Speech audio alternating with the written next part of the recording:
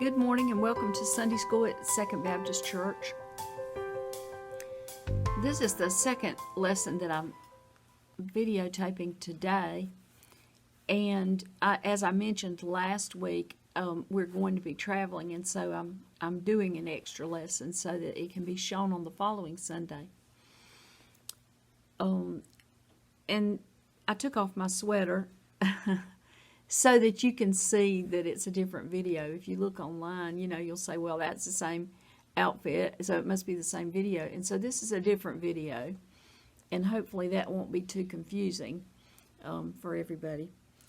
And so the lesson for this week is a very interesting and I guess complicated in a way if we really get into it and try to figure it all out, but we're gonna work through it and see what we can come up with. So in this lesson, which is taken from Daniel chapter 7,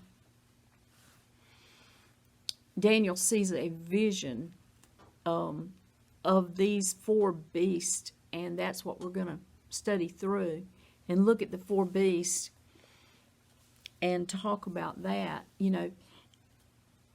At the beginning of this, in the very first verse, I'll go ahead and read that first verse, and then we'll talk about it.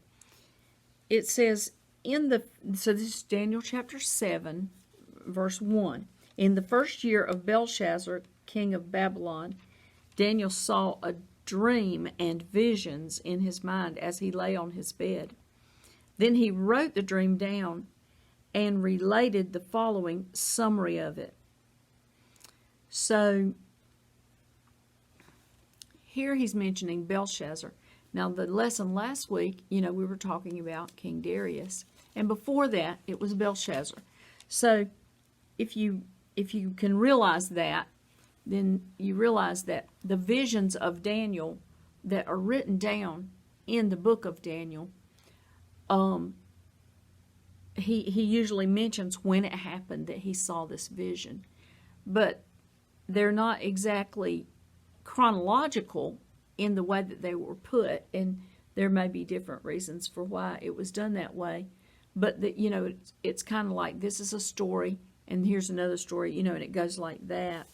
And so this one is about a time when Belshazzar was the king, and Daniel has this vision, and this vision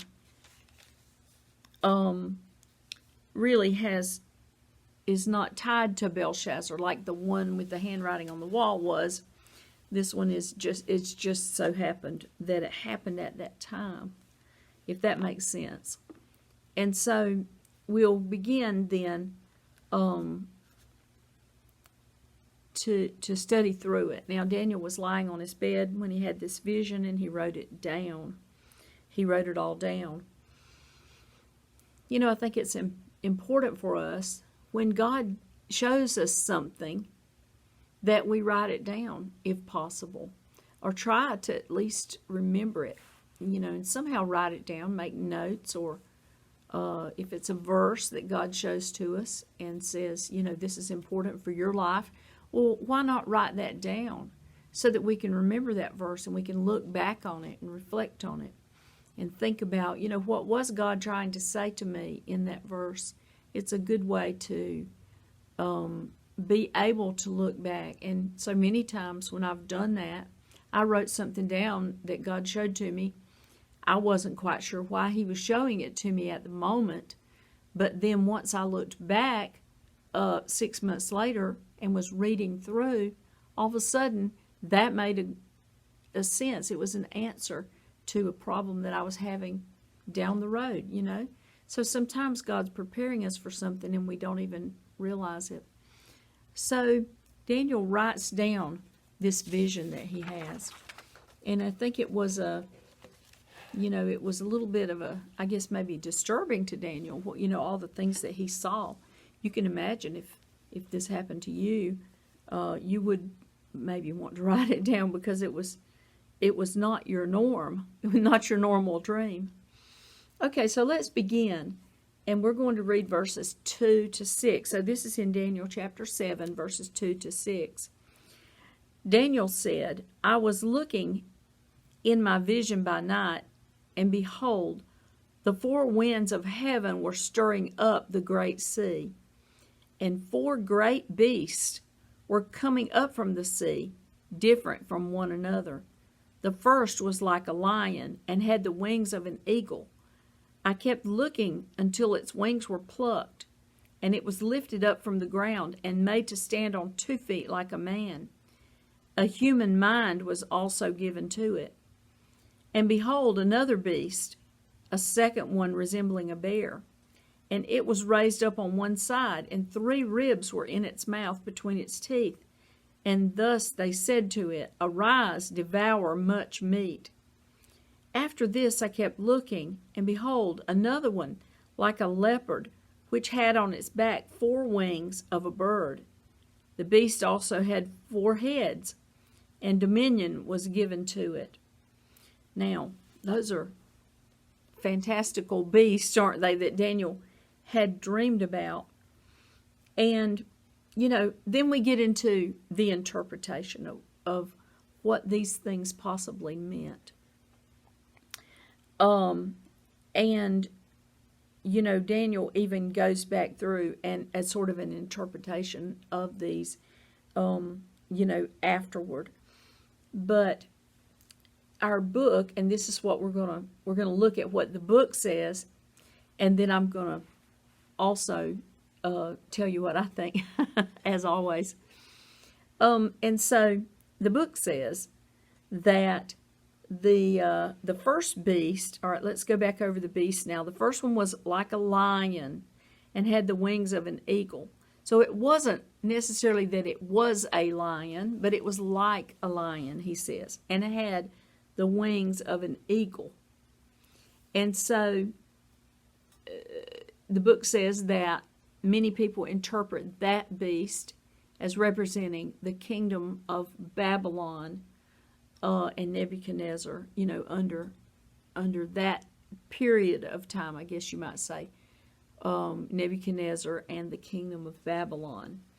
A powerful kingdom, a powerful animal there, the lion with the eagle's wings. And then the wings are clipped, because obviously Nebuchadnezzar's kingdom and Belshazzar after him, it was clipped, or it was shortened, ended. It says in that, in the story of the handwriting on the wall, God says, the voice of God speaks from heaven and says, your kingdom has been numbered. I thought that was interesting. I'd never really thought of it in that way. But the idea that if something is numbered, it has an end. Where God, the years of God cannot be numbered. He's eternal. Things that are eternal cannot be numbered or counted. But when God says then to Belshazzar, your kingdom has been numbered, it shows that the kingdom is coming to an end. There is an end in sight for the kingdom. And so it says here in this part that the wings are clipped off. The eagle wings were plucked. And then it stood up, like a man with a human mind, and that sort of thing. So they count that section as being Babylon, the kingdom of Babylon. Next comes the bear. And the bear, let's see what it says about the bear. It was, it resembled a bear. So again, it doesn't say it was a bear, but it resembled a bear. And it was raised up on one side, and 3 ribs were in its mouth between its teeth. And so the book says that the bear represents the Persian kingdom. So the next great kingdom that came after Babylon, the Babylonian kingdom, was the Medes and the Persians. But then the Persians, were what we call a great kingdom, a huge kingdom. Very huge. And they mentioned something about the three ribs being Babylon, Egypt, and Libya, three large conquests that the Persians had. You know, maybe. Okay, and then we go to the third beast. The third beast, which is mentioned starting in verse 6, says, another beast like a leopard. So again, it's not a leopard, but it's like a leopard, which had on its back 4 wings of a bird, and it had 4 heads, and dominion was given to it. So the book says that this, most interpreters believe that this would have been the Greek Empire, the empire of the Greeks, and the 4 wings and 4 heads describing the 4 generals who might have been in power when Alexander the Great died. Now, you know, is that a correct interpretation? That is a person's interpretation of these things. And I'm sure that there are other people out there that have interpreted this somehow differently, and that it can be a different kingdoms, different representations, different countries. You know, you could attribute some of it to modern times or whatever. You know, so some of these things we have to take it, I guess you might say, with a grain of salt, in the sense that it is open to interpretation about exactly what these things represented, because it's not spelled out, you know, exactly. And so that's where you have to be careful. When you get into a section in the Bible that's like this, you have to be very careful, because I have seen people, you know, argue vehemently for their interpretation of whatever, and just can't even see that you could possibly be right, that they've figured it all out and they've got their interpretation.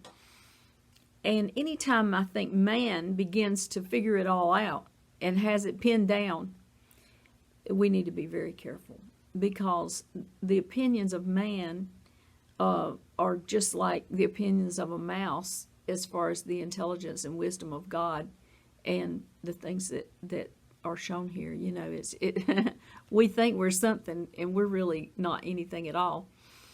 So let's go on forward. I'll get off that soapbox. Verses 7 and 8 then. Now here comes the fourth beast. After this I kept looking in the night visions, and behold, a fourth beast, dreadful and terrifying and extremely strong, and it had large iron teeth. It devoured and crushed and trampled down the remainder with its feet, and it was different from all the beasts that were before it. And it had 10 horns. While I was contemplating the horns, behold, another horn, a little one, came up among them, and 3 of the first horns were pulled out by the roots before it. And behold, this horn possessed eyes like the eyes of a man, and a mouth uttering great boasts. Now we really, you know, get into speculation on who were the 10 horns, and who was this beast. Our book says that many interpreters think the fourth beast was the Roman Empire, with the 10 horns being the 10 emperors of Rome. And then this other horn that comes up is identified by the book as being the Antichrist. Now, this is where the interpretation kind of falls apart to me, because if the fourth beast is the Roman Empire with the 10 horns and all of that, and then the Antichrist, comes up out of that, and yet in other places in the Bible it says the Antichrist, comes towards the end of time. Okay, so that's a big jump, isn't it? From all of a sudden you're on the Roman Empire, and then boom, you're at the end of time. There's a there's quite a lot of time lapse in between there, you know. So I don't know. We're not going to try to pin it down and figure out exactly, you know, who all of these things represent. We'll just take it as the way the book says it, and we'll just leave it at that. But at least this small horn comes up and is speaking very arrogantly, whoever or whatever it is.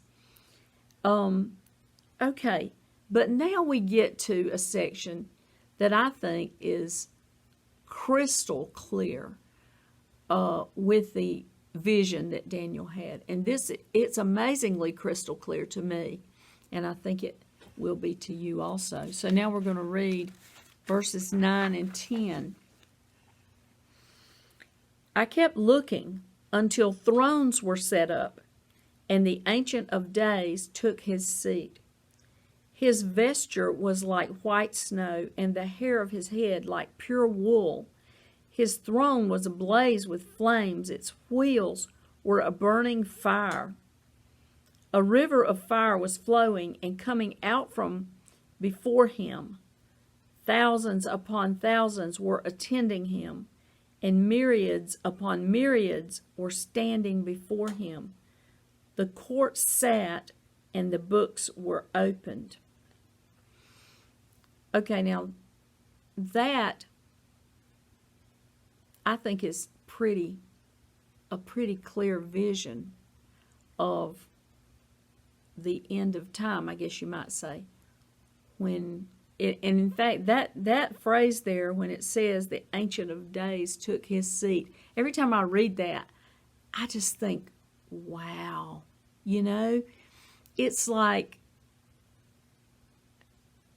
once he sat on that throne, he came in and he sat down, and once he sat, it was like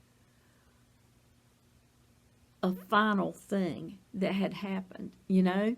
It's like, okay, this is it. It's about to be the end now. You know, and I mean that's just awesome to me. When I think about it, you know, how Daniel got to see this, how he saw this in a vision, and he was close to God and was able to, you know, see this vision of future times. And it says that, you know, it gives this description of the Ancient of Days. And I believe it said that this is the only time in the Bible that this phrase is used to describe God, the Ancient of Days. I love that phrase. I mean, it just says so much, you know, in that one phrase. It describes his, you know, his garment as being white snow and the hair of his head like pure wool. And it says his throne was ablaze and its wheels were a burning fire. And that kind of reminds you of those wheels that Ezekiel saw somehow, you know, in his vision that he had. A river of fire was flowing, coming out before him. So it was almost like lava or something, you know, flowing out before him. And then it says thousands upon thousands and myriads upon myriads. So many, many people or angels, you know, were there before him. And then it says the court sat. So not only did the Ancient of Days sit down, but the court sat down. So the judges sat down in their seats, and the books were opened. So this is telling us something, isn't it? That there are books and there are records being kept. And, you know, we've always heard of the book of life. Your name must be written in the book of life. And, you know, this is a description. Daniel saw this vision. He saw these things. And it was, you know, it was a clear idea of what it might be like at the end. And then we'll go on to verses 11 to 14. I'm going to run out of time. Then I kept looking because of the sound of the boastful words which the horn was speaking. So this little horn is still making boastful statements. I kept looking until the beast was slain, and its body was destroyed and given to the burning fire. As for the rest of the beasts, their dominion was taken away, but an extension of life was granted to them for an appointed period of time. I kept looking in the night visions, and behold, with the clouds of heaven, one like a son of man was coming. And he came up to the Ancient of Days, and was presented before him. And to him was given dominion, glory, and a kingdom, that all the peoples, nations, and men of every language might serve him. His dominion is an everlasting dominion which will not pass away, and his kingdom is one which will not be destroyed. Wow. Now that is so obvious, isn't it? That this is the kingdom of God, through Jesus, our Savior. That part of it, we don't have to speculate, do we? We don't have to speculate on the fact that the beast was slain and thrown into the fire, because other places in the Bible, it mentions that the devil is going to be thrown into the fire at the end. And so, then we have to go back and we have to consider, okay, the Roman Empire, sure, they were bad, bad guys, but were they the devil? Let's keep our interpretations together here, and so this, though, gives us a very clear vision, and I think it's just amazing that Daniel was, privileged to see these things, to see this vision, and to write these things down so many, many years ago. And yet some of these have not been fulfilled even up to now, have they? And so Daniel looked far into the future when he saw these visions, to a time, and we don't know when that will happen, when the Ancient of Days will take his seat. But when that happens, there is a finality to it, isn't it?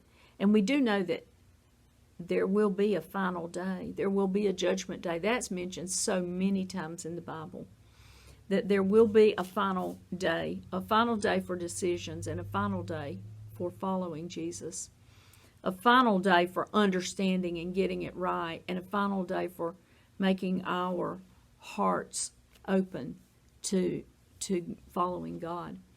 And so we need to be reminded of that, that it's been a long time.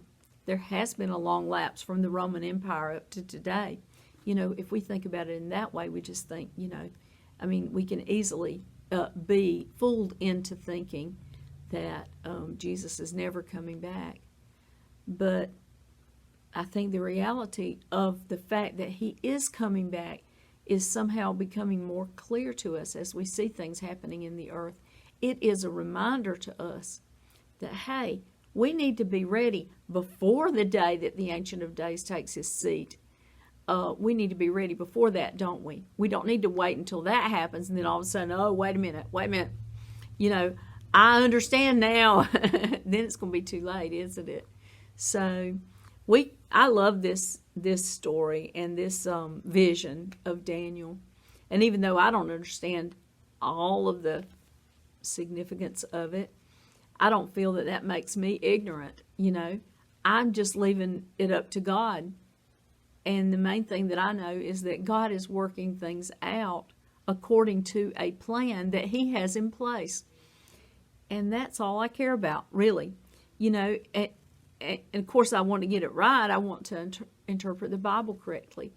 But at the same time, I can have confidence in knowing that I don't have to know everything. God knows it all. I don't have to know it all. I just have to know the one thing is that I need to follow Jesus and follow God, that is the way that we need to follow. So thank you for being with me, and we'll get together next time and continue in the exciting study of the book of Daniel. I look forward to seeing you then.